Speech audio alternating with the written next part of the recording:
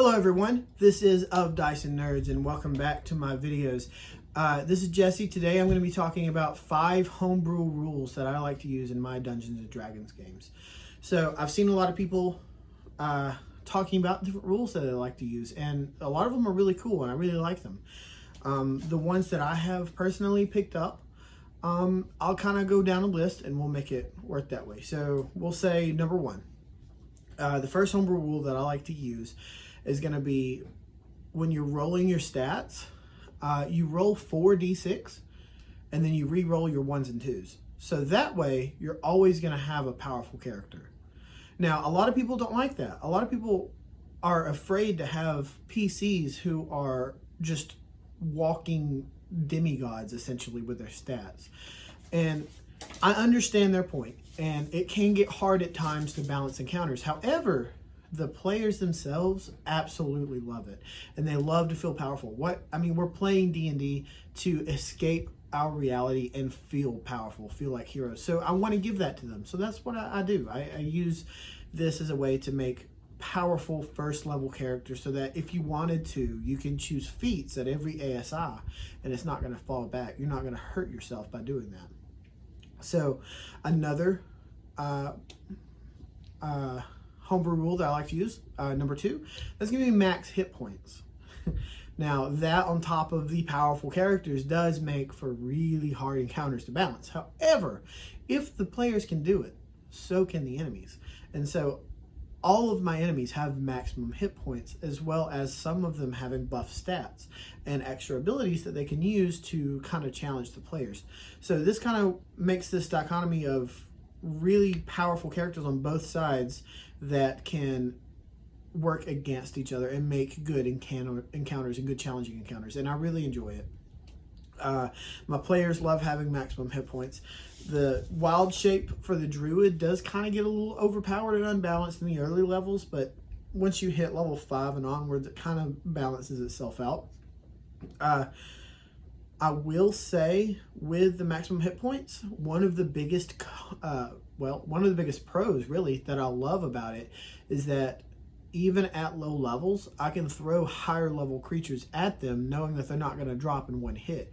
So I can use this for story and thematic purposes too. So it's really cool and I really like it, and I think other people should use it. Honestly, I think it's really fun and it's really helpful. A third rule that I like to use, that's going to be explosive crits. It sounds like my games are really overpowered, but I mean, I promise they're not. So explosive crits, is the only thing I can really call them, is essentially where when you roll a critical hit, you're going to take the maximum number that you would roll for those dice and set that to the side and then roll your dice like normal. So you're going to add your regular dice rolls to your maximum, and that's your crit. And I've seen a lot of people on YouTube talk about using this and they like it, and I really love it too. My players love it. I have a sorcerer who has an albeit overpowered homebrew weapon, but regardless, I have a sorcerer who has a weapon that when he attacks with it, it can deal extra fire damage, and he can channel some of its charges to use the immolation spell through it. And so he used that, and he got a crit on his very first attack with it. And when he did that, my explosive crit rule kicked in, and he was able to deal well over 100 points of damage with one attack. And you know, I wasn't prepared for that, but that's the fun of it. I mean, they absolutely loved it. Their faces were just lighting up, and I loved it. Loved every minute of it. I was getting my butt kicked, but they loved it, you know.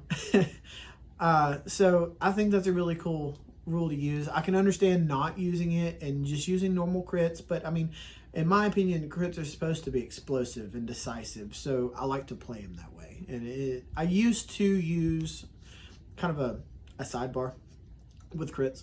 I used to use crits with lingering effects, but the players didn't like it. I wasn't really a fan of it, so I kind of dropped it after the first couple sessions, and we just stuck with the explosive crits. But still, regardless, this is a really fun way to use crits, and I do enjoy it.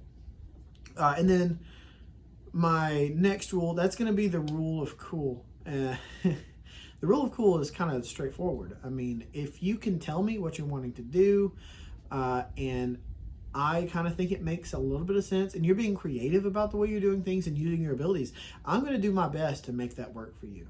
You may have to go through a few checks to make it work, just to kind of make it make sense mechanically, but I mean, I'm going to try my best to make it work for you. And it's going to be fun, whether you pass or fail, honestly. I mean, everybody's going to love it. And that's one thing I really love, because a lot of my, all of my player characters are all creative and think out of the box, and they like to use all of their abilities and make them work for them and in the environment and in the certain situations they're in, and it's really, really fun.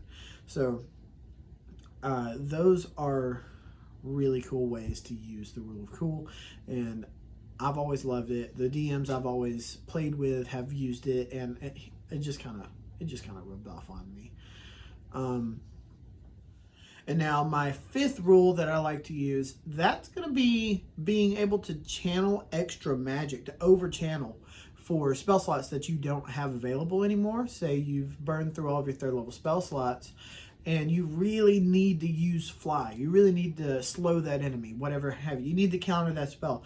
You can over channel, use your constitution and fuel your magic, pull it out of the weave, but it's going to harm you in some way. So essentially, you can cast a spell of any level that you have available to you for an exhaustion point. I believe I like to run it after 5th level. I'll add an exhaustion point depending on the level you cast. I've not used it, my players have not utilized this homebrew rule as of yet, but they've talked about it and they all really like the idea of using it. Now in the future, in another video maybe, if they've started using it and it has become overpowered, or maybe they didn't like it and we just take it out, I'll let you guys know. But right now, that's my 5th rule, and we're going to kind of stick to it and make it work. I've always been on the side of magic rather than martial, though I like both. My favorite character to play usually is a paladin because he's a mix of both. However, I do like to lean on the side of magic, so I will make magic a little more powerful in my games, and like I've got some 10th level spells in my games that some characters can use and that kind of thing. So essentially that's my 5th level. That is my 5th homebrew rule. So I don't know what you guys like to use. These are mine. I really like them. Hopefully they all stay true to what I said in this video. If you have any ideas for any homebrew rules that you use that I could use and implement in my game, let me know. Put it in the comments. Anyway, that's this video. If you liked it, leave a like, leave a comment, subscribe. I'll hit back up with you guys with another video soon. My name's Jesse. This was Of Dice of Nerds, and I'll see you later. Peace.